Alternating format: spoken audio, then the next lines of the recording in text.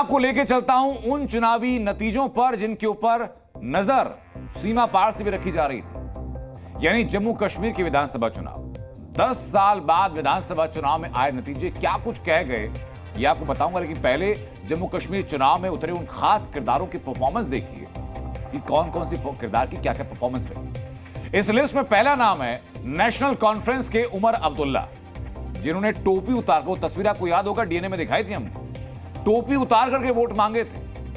उमर अब्दुल्ला ने बड़गाम और गांदरबल 2 सीटों से चुनाव लड़ा था और दोनों सीटों पर उमर अब्दुल्ला ने जीत हासिल की। एक और पॉलिटिकल फैमिली से आने वाली इल्तिजा मुफ्ती का पॉलिटिकल डेब्यू अच्छा नहीं रहा। बिजबेहरा से इल्तिजा मुफ्ती चुनाव हार गई, महबूबा मुफ्ती की बेटी है। तो वहीं किश्तवाड़ से बीजेपी की शगुन परिहार जीत गई। शगुन परिहार का जिक्र करना इसलिए भी जरूरी है क्योंकि शगुन के पिता और शगुन के चाचा की आतंकियों ने हत्या की थी और जीत के बाद शगुन ने आतंक के खिलाफ आवाज उठाने का दम भरा। तो वहीं एक और नाम चर्चा में था नामांकन के दौरान भी, नाम था डेजी रैना, जो कश्मीर लौट करके आई थी, कश्मीरी पंडित हैं, उनको हार का सामना करना पड़ा। डेजी रैना आरपीआई के टिकट पर पुलवामा के राजपुरा सीट से खड़ी थी और उन्हें सिर्फ 235 वोट मिले। आपको याद होगा आतंकी अफजल गुरु का भाई एजाज अहमद गुरु सोपोर से चुनावी मैदान में था। एजाज अहमद से ज्यादा वोट तो नोटा के पड़ गए। ये हाल है इनके। इंजीनियर रशीदा को नाम खूब याद होगा, उसका भाई है खुर्शीद अहमद शेख, लांगेर से चुनाव में मैदान में था और वो छोटे मार्जिन से ही सही लेकिन चुनाव जीत चुका है। एक हैरान करने वाला नतीजा भी आया डोडा सीट से, जहां आम आदमी पार्टी के महराज मलिक ने चुनाव जीता। जम्मू कश्मीर में आम आदमी पार्टी की पहली जीत है, यानी जीत का डेब्यू। इन किरदारों के साथ क्या हुआ है तो आपने देख लिया। जनता ने भी बता दिया कि नेशनल कॉन्फ्रेंस और कांग्रेस गठबंधन उनकी पसंद है, लेकिन जिस मुद्दे पर नेशनल कॉन्फ्रेंस और कांग्रेस का गठबंधन वोट मांग रहा था, यानी जम्मू कश्मीर में अनुच्छेद 370 की वापसी, क्या नेशनल कॉन्फ्रेंस इस वायदे को पूरा कर पाएगी या यह सिर्फ एक चुनावी शिगुफा भर था जिसे जीत के बाद नेशनल कॉन्फ्रेंस और कांग्रेस का यही गठबंधन ठंडे बस्ते में डाल देगा?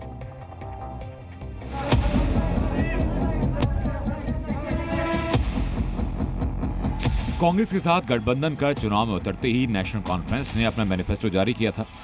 इस मैनिफेस्टो में मुफ्त बिजली, मुफ्त सिलेंडर, लाखों नौकरियां जैसे लोक लुभावन वायदे थे, लेकिन 3 बिंदु थे जिन पर सबकी नजरें थी।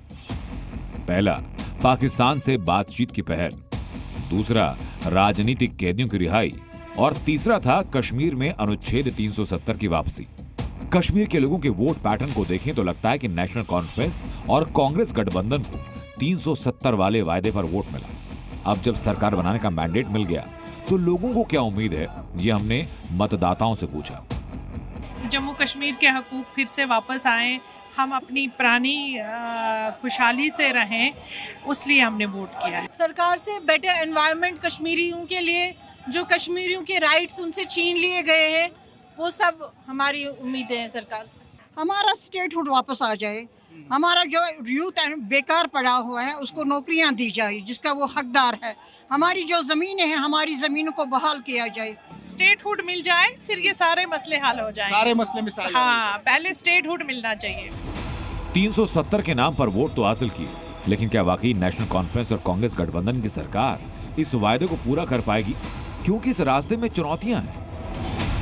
सरकार बन जाने के बावजूद अभी कश्मीर को पूर्ण राज्य का दर्जा मिलने में वक्त लगेगा और तब तक चुनी गई सरकार को सीमित अधिकारों और दायरे में काम करना होगा। दूसरी चुनौती ये कि इस किस्म के फैसलों को अमल में लाने के लिए संसद में बहुमत चाहिए। इस बाधा को भी पार करना नेशनल कॉन्फ्रेंस और कांग्रेस गठबंधन के लिए आसान नहीं। देखिए 370 कोर्ट ने कह दिया है, ये सब खाली जानते हैं ना जुमलेबाजी की, चांद ला के दे दूंगा। भैया सुप्रीम कोर्ट उसको मान चुका है, खत्म हो चुका है वो, that is a dead issue, आप उसको कुछ कर नहीं सकते। दूसरी बात, इसके लिए संविधान संशोधन करना पड़ेगा। और एक चीज जिसको सुप्रीम कोर्ट ने कह दिया है कि जम्मू कश्मीर भारत का अभिन्न अंग है, इसको कोई भी पार्टी इसके खिलाफ नहीं जा सकती, कांग्रेस भी नहीं जाएगी।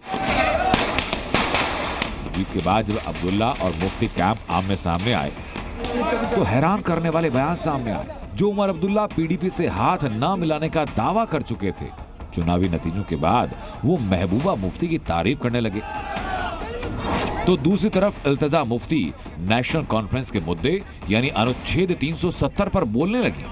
महबूबा जी ने कांग्रेचुलेट किया है, आपको बधाई दी है जम्मू कश्मीर नेशनल कॉन्फ्रेंस और कांग्रेस को नई सरकार के लिए। अब हम उनके मुबारकबाद के पैगाम का शुक्रिया करते हैं और क्या कर सकते हैं। मैं इलेक्शन जीतूं या हारूं, जो हुआ 370 हटाया, मैं हमेशा वो तीखी बात लगे उनको, मुझे कोई फिक्र नहीं है। I have full believe in what I said. जो बाकी है जमात के लोग हैं, ईडी का एक नोटिस आता है, कुछ नहीं बोलते हैं, मेरे मुंह पे कभी भी अल्हम्दुलिल्लाह ताला नहीं लगेगा। तो क्या अब्दुल्ला और मुफ्ती कैंप के बीच किसी गोल्डन हैंडशेक का इशारा है?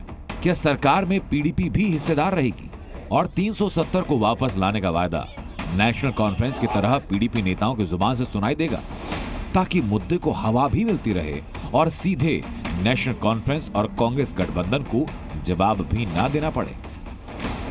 क्रिकेट की तरह राजनीति भी अनप्रेडिक्टेबल होती है। जो कल तक विरोधी होता है वो आज साथी बन सकता है, लेकिन अनुच्छेद 370 को वापस लाने का जो वायदा किया गया, उस पर आने वाली सरकार को आज नहीं तो कल जवाब तो देना होगा।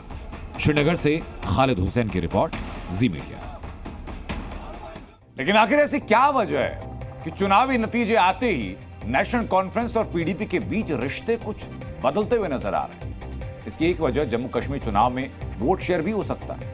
और वोट शेयर क्या, जरा ये समझिए आप। जम्मू कश्मीर में सबसे ज्यादा वोट शेयर लाने वाली सिंगल पार्टी है बीजेपी। बीजेपी को 25.64% वोट मिले, कांग्रेस को 11.9% वोट मिले, नेशनल कॉन्फ्रेंस का वोट शेयर है 23.4%, जबकि पीडीपी का वोट शेयर रहा 8.8%। ये तो हुई पार्टियां, लेकिन अगर आप अन्य यानी निर्दलीय प्रत्याशियों का वोट शेयर देखेंगे तो वो है 24.8%। यानी बीजेपी के बाद अगर किसी पक्ष को सबसे ज्यादा वोट मिले हैं प्रतिशत में, तो वो निर्दलीय हैं।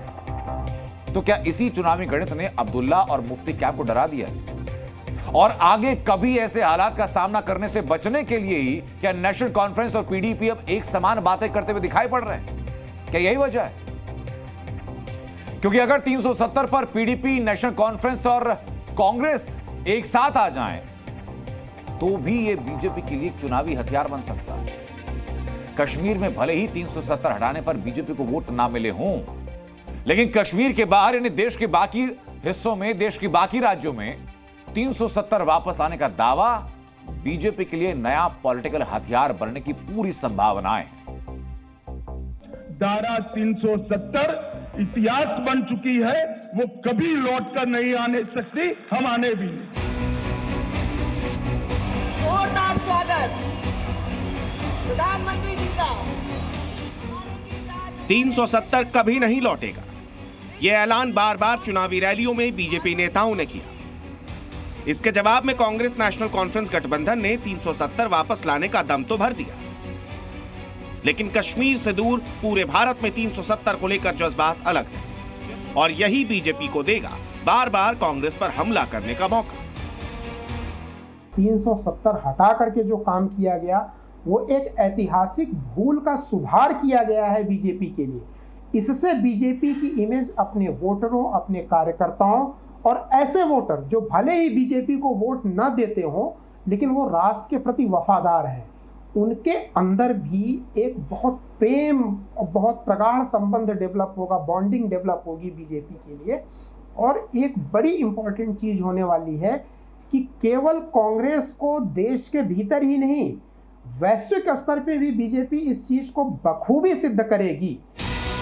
370 बीजेपी के कोर एजेंडे का हिस्सा रहा है और सत्ता में आने पर हटाया भी, लेकिन नेशनल कॉन्फ्रेंस का 370 वाला राग कांग्रेस को कश्मीर के बाहर परेशान कर सकता है।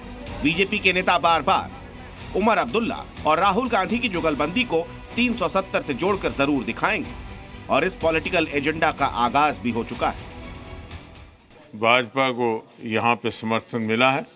मैं समझता हूँ कि जवाब बड़ा साफ है, 370 के बारे में भी जवाब साफ है, और लोगों ने ये फैसला कर लिया है, मन बना लिया है कि अब जम्मू कश्मीर में एक नया दौर चलेगा जिसमें बराबरी का हक हर वर्ग को, हर बरादरी के लोगों को मिलेगा। नेशनल कॉन्फ्रेंस के साथ मिलकर जम्मू कश्मीर तो जीत लिया, लेकिन नेशनल कॉन्फ्रेंस के एजेंडे पर देश के बाकी राज्यों में क्या जवाब देंगे, इसकी रणनीति कांग्रेस के नेताओं को बनानी ही पड़ेगी। वरुण भसीन, दिल्ली, जी मीडिया।